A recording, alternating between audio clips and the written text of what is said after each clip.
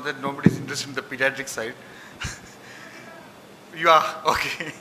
See, I have not done, to start off with, thanks to the team Pune for giving me this opportunity, but it was quite late because I came to know that I was given this topic just 1 week back. So I have not done enough justice. And the topic is actually about weaning difficulty in pediatric intensive care units. It's not specifically about cardiac surgery. Now, children go on ventilation primarily because they have some form of primary disease either related to the heart, lungs or any other part of the body, but which results in inadequate ventilation resulting in hypercarbia and hypoxemia, both of which further aggravates the lung disease, and at least as a part-time escape for these children, mechanical ventilation is required.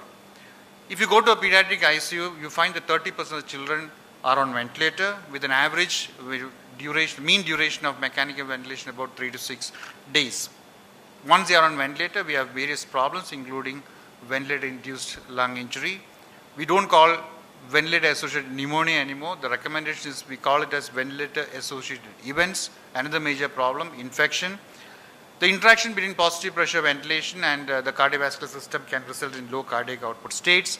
And when these children actually come out of their sedation, it can further injure the airways, resulting in gross airway edema. For these reasons, it is very mandatory that we look for the first opportunity to get these children off the ventilator. On the other hand, we also know that premature extubation of these children is difficult because studies have actually shown that the mortality when you re-intubate the children after a failed extubation trial is as high as 5-fold that of the normal patients. Interestingly, 50% of the patients who are on of the extubations that take place can be unplanned extubations. Now, the interesting thing about this 50% of unplanned extubation is that most of these children are already ready for extubation and you have been delaying it. That's why this 50% actually come off without any problem. Of the remaining patients who continue ventilation, the re-intubation rate or extubation failure may be as high as 8 to 20%. Now, what we'll do in the next few minutes is look at some of the weaning modalities. We look at whether there are specific indices which tells us, like in adults, whether we can depend on them to identify which patients are likely to be weaned off. And then we'll look at some of the misperceptions about endotracheal intubation and ventilation in children. A few definitions: weaning is a transition from complete ventilator support to spontaneous ventilation where the child can take on the work of breathing, maintain adequate gas exchange. Now, this should be, especially in pediatric population, weaning and spontaneous ventilation should be differentiated from extubation. It's an independent procedure where at the end of a successful weaning, you remove the endotracheal tube. Spontaneous breathing test is a subjective assessment of the ability where you assess the patients to see whether the original disease for which the patient has been put on ventilator has regressed to an extent where he can maintain a gas exchange without causing any problems. Extubation readiness test is a formal assessment of spontaneous ventilation to find out whether the patient's endotracheal tube can be removed. And ventilator-free days. Now, this is a term that we use many often in studies to identify once you extubate a patient, how many days, the number of hours or days where the patient is actually free of ventilators. Now, there is a subtle difference between the adults and the pediatric population. Now, ventilator-free days are generated in such a way to identify so as to have the minimum number of causes for re-intubation except for the primary cause for which the patient was originally ventilated. Now, this term cannot be used as such in pediatric population because one of the most common reasons, you may successfully wean a child and make him go on spontaneous ventilation, but then you find that most of the re-intubations that take place in children are because of upper airway obstruction. So, ventilator-free days as such cannot be translated into the pediatric population. Now, this is just a picture of what I have already mentioned. We start off are no longer required. You can actually reduce it, or the mean airway pressure of the child has started coming down. That's the time when you actually start weaning the patient. And the end of ventilation, so the end of ventilation is when you extubate these children, and then you have a 24 to 48 hour period when you say that you re-intubate the child. This is again classified into 3 groups. One is an immediate re-intubation, which is less than 6 hours. Then you have the delayed intubation, which is more than 24 hours after that period. Now, what are the factors affecting the weaning process? The fluid status. Now, this is very important because in adults it has been very clearly shown, especially by the FACT trial, which was done in ARDS patients, where a conservative fluid management has been shown to bring about a beneficial effect as compared to liberal fluid management. Now, the FACT trial did not show any mortality difference. What it showed was that if you have a conservative fluid management, it reduces the amount of PEEP, it reduces the plateau pressure and the oxygenation index in the child, in an adult patient. Now, whether we can translate that into pediatric population there is no concrete evidence. There are a couple of studies which actually shows you that children who are managed with less positive fluid balance have come off ventilator much faster. And in cardiac surgery, we know that one of the most important things that we do is make the child negative when we take them, wean them off the ventilator. So fluid status of the child is very important. PEEP. The important thing to remember about PEEP is that PEEP improves oxygenation, no doubt. But it does not reduce the incidence of ARDS, it does not reduce the incidence of extubation failure. So PEEP is important. That's again, when you keep high PEEP, the time taken to come down on the PEEP is another factor that can influence your weaning process. Sedation protocols in adults, we use daily sedation breaks, which what is recommended now.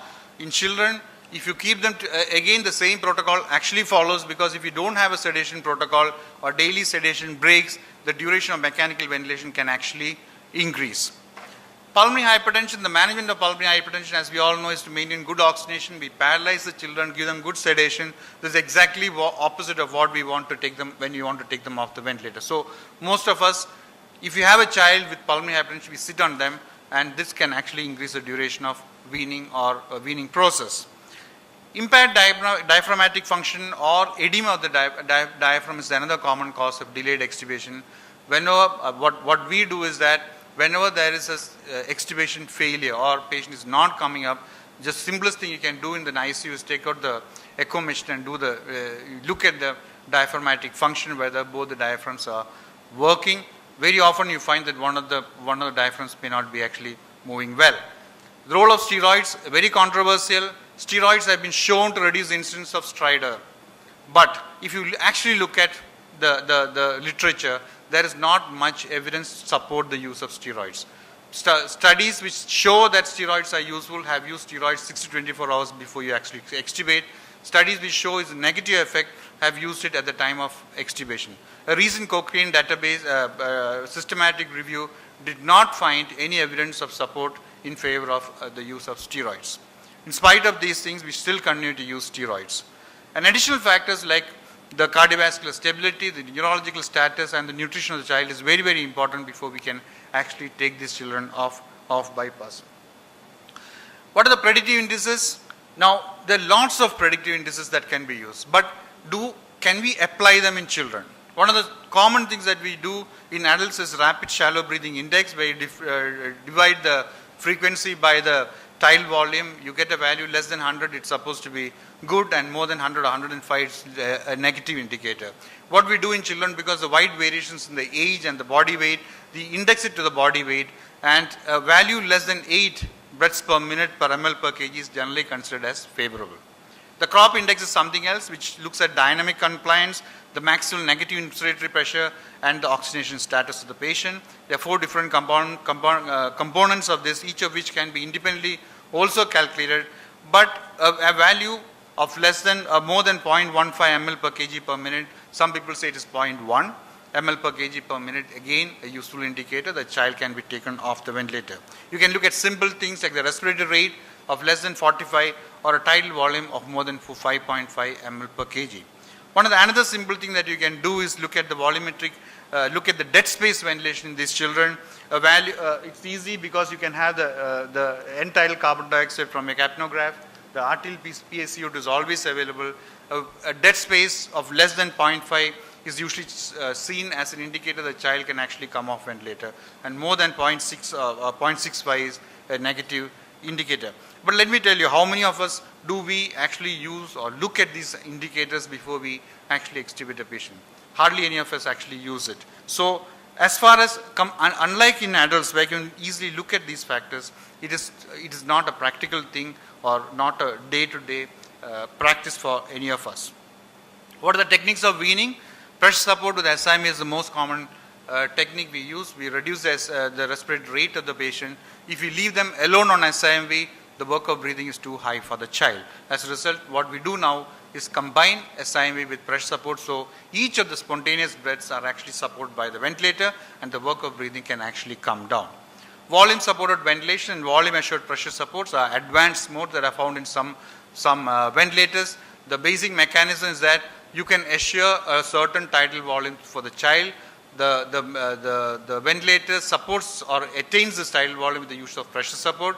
When you initially switch them on to volume support ventilation, the pressure support that is generated by the ventilator is high.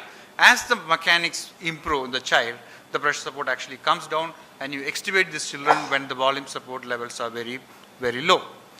We have other modes, techniques of weaning. Some people use what is known as a moderate ventilator support throughout the day, but every day morning they use a test called the extubation readiness test. If the child passes an extubation readiness test, you actually extubate them. The third technique which is mentioned is complete ventilator support with periods of graded spontaneous ventilation called the sprinting, which is not very much followed. Now, is there a role for weaning protocol, just like we use in adults? Is there a role for weaning protocols to be studied in children? Now, what they do is that they do an extubation readiness test every day to identify those patients who can actually be extubated and then extubated. As I said, there's a difference between extubating a patient and successful weaning. You cannot apply the adult protocols in children because the high incidence of upper airway obstruction which occurs, which means that you can have a child who has been successfully weaned from ventilation. It does not mean the child is extubated. Extubation is a separate entity. So you can say, okay, successful weaning takes place, but extubation failure can actually occur in these patients. The higher, as I said, upper airway obstruction is one of the most common causes. In fact, most of the studies which looked at extubation failures shows an incidence as high as 37 to 40% as reintubation causes of as upper airway obstruction is about 37 to 40% of the cause for reintubation in these children.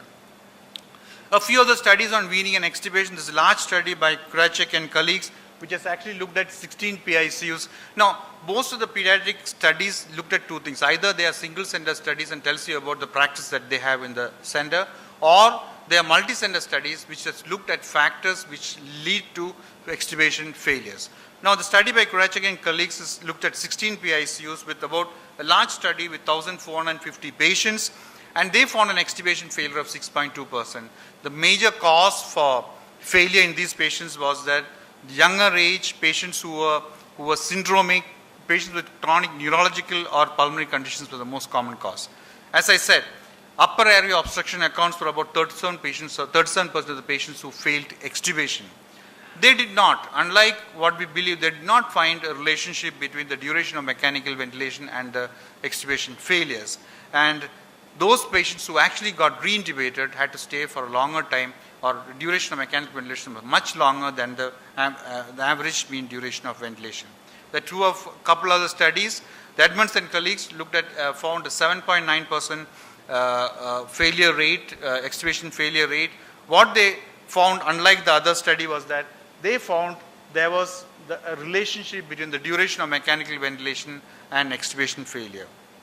The last study here, Fontenelle, again found a correlation between the duration of mechanical ventilation for failure, duration of mechanical ventilation versus the failure rate, younger age, and as I said earlier, sedation and inotropes, which means that if you give too much sedation or the inotropes are a higher rate, it could lead to extubation failures.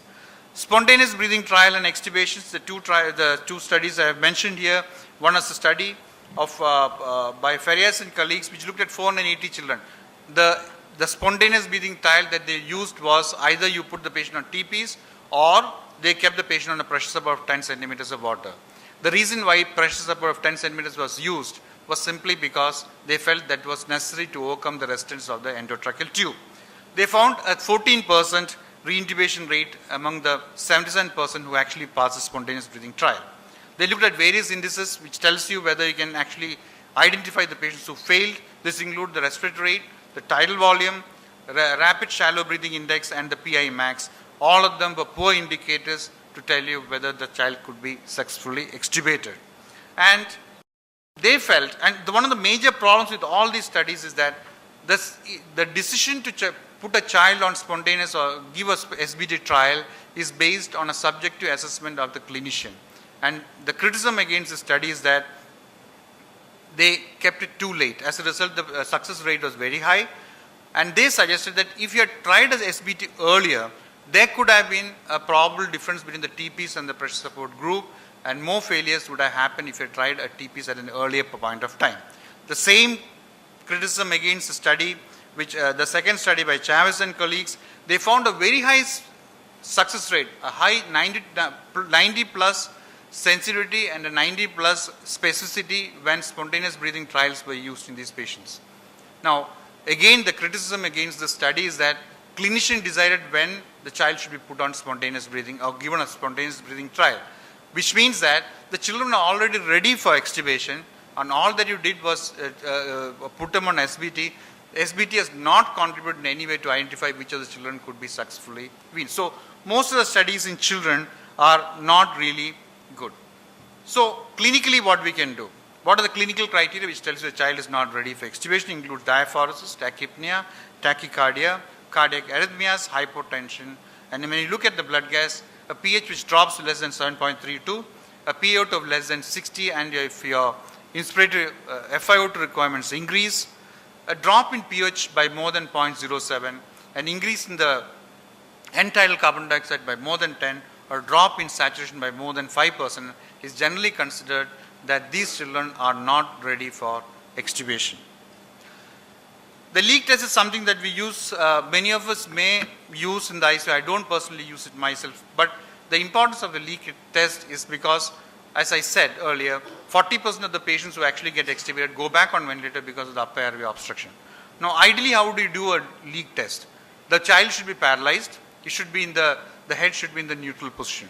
Now, this is far away from the point where we are going to extubate the patient. So, it's practically speaking, it's not a practical thing.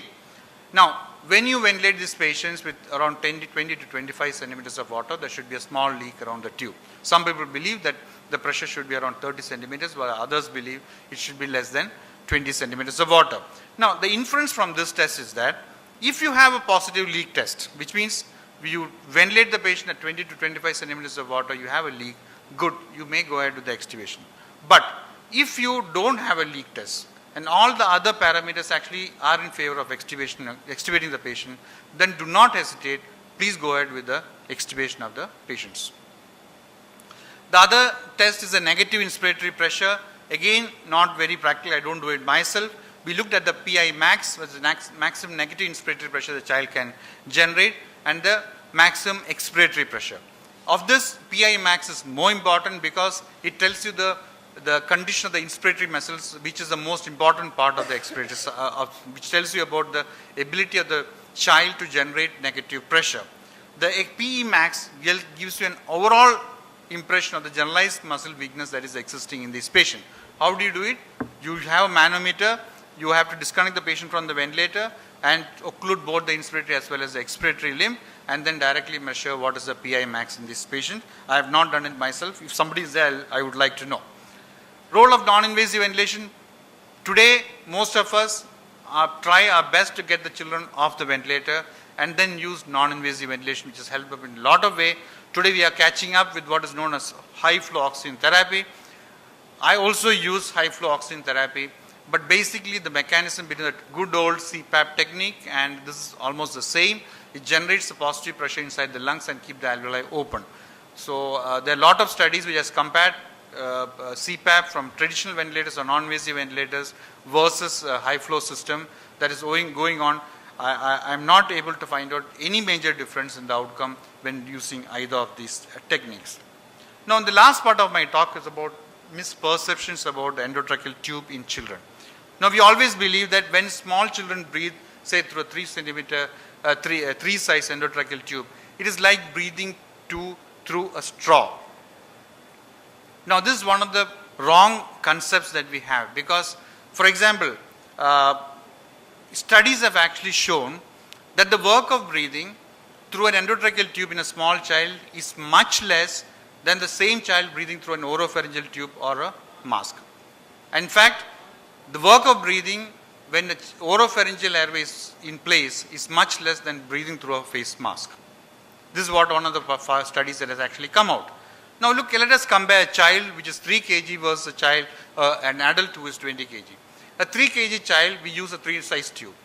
A 60 kg man, which is about 20 times the size of the child, we use a 9 size tube. That means a 20 times increase in weight versus a 3 times increase in the endotracheal tube size.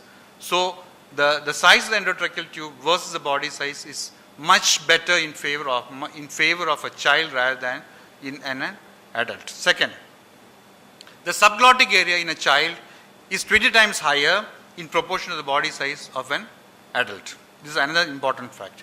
And then we have always learned that the resistance to a small endotracheal tube is or any tube is 4 times the radius of the endotracheal tube.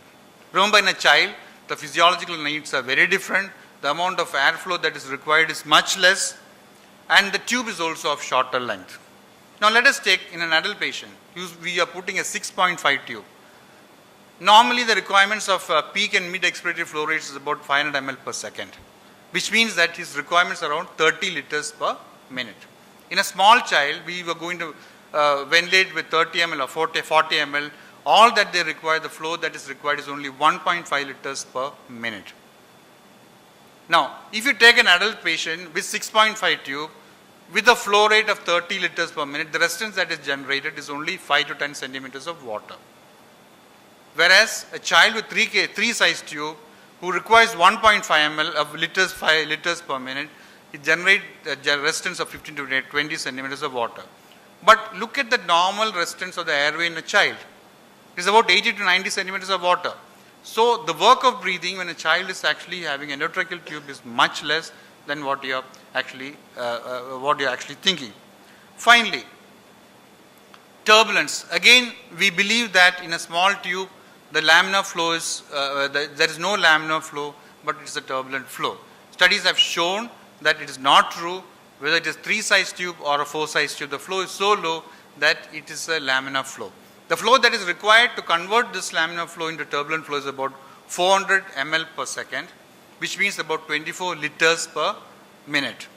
And the requirement of the child, as I said, is only 1.5 liters per minute. So in no way can we say that when you are breathing through a tube, the child is breathing through a straw. In fact, the child is breathing through a hose rather than a straw. So the work of breathing, in fact, when the actual studies show that the work of breathing when you use a pressure support or a CPAP is equal. It is much less than that of a T-piece, and it is much less than that of the extubated patient. Extubated patients has more work of breathing than patient who is on T-piece. And finally, studies have actually shown that the flow or the pressure support that is required to overcome the resistance of an endotracheal tube is just 4 centimeters of water.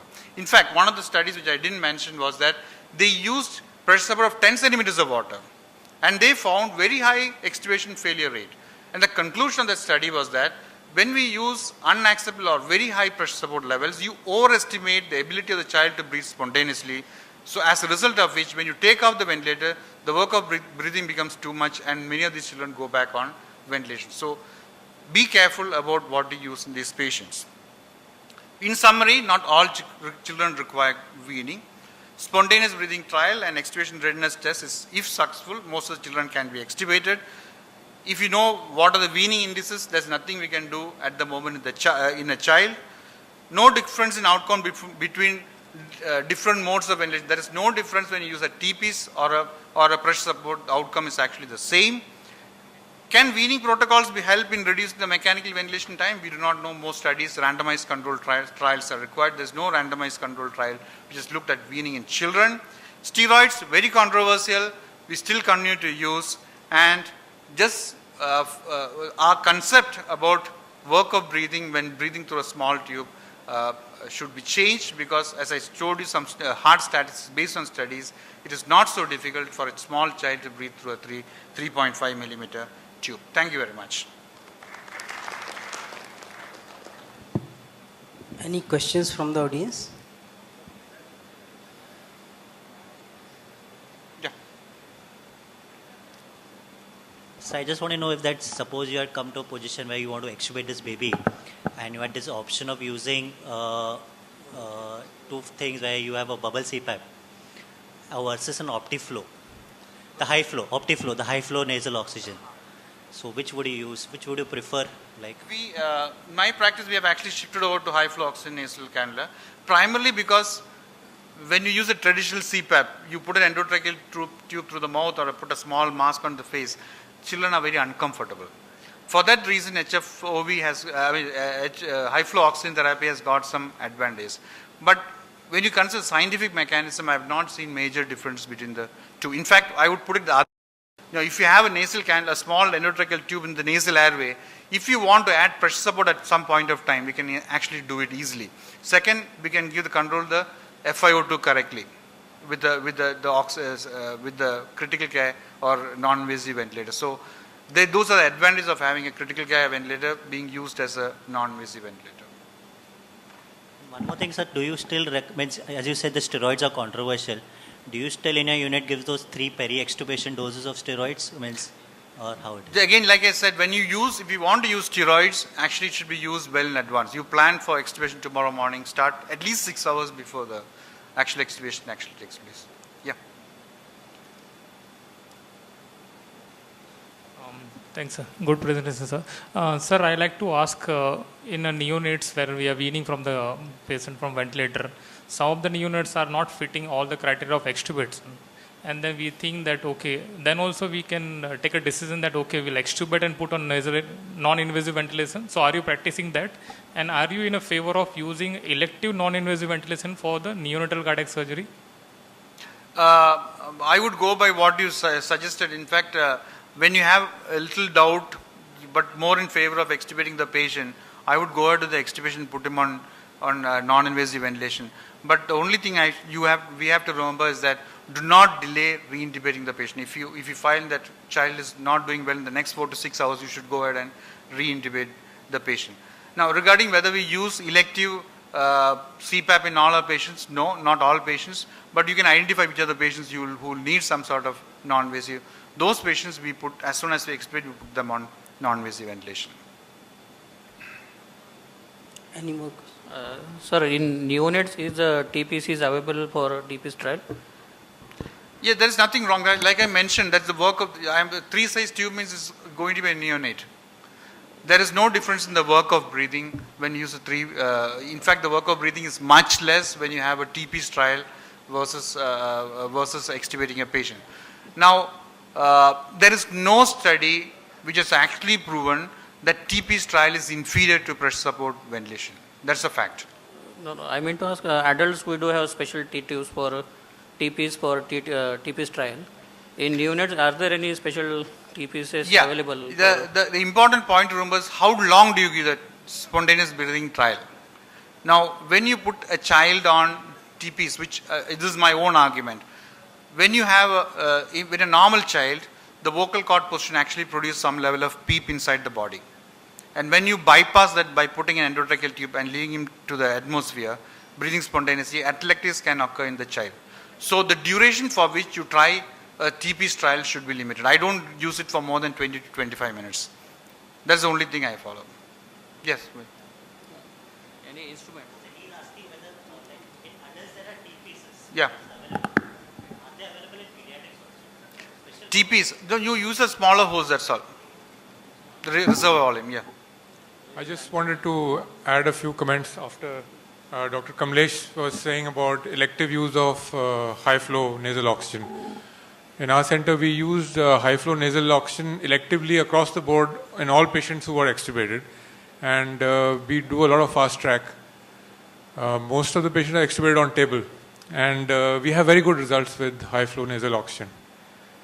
And about TPs, I think if you are using pressure support of 10 and the baby is connected to the ventilator, you can monitor a lot of parameters on the ventilator. On the TPs, it becomes very subjective. Yeah, I agree with I agree with also the FiO2 which you are using on the TPs is not controlled, and the humidification is not so good. Yes. So I think it's more scientific to go with the pressure support spontaneous breathing trial rather than using a T-piece.